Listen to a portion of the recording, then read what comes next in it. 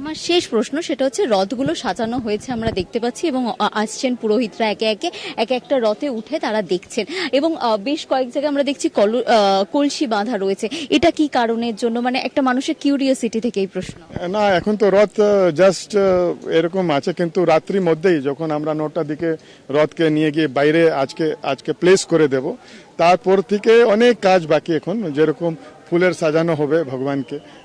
আগে তো পরিষ্কার করা হবে, ধোয়ার পরে ফুলে সাজানো হবে, কলসি অনেক কোনো বাঁধা থাকে, ওর মধ্যে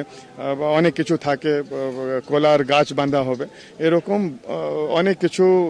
সাজিয়ে তারপরে ভগবান যখন আসবেন,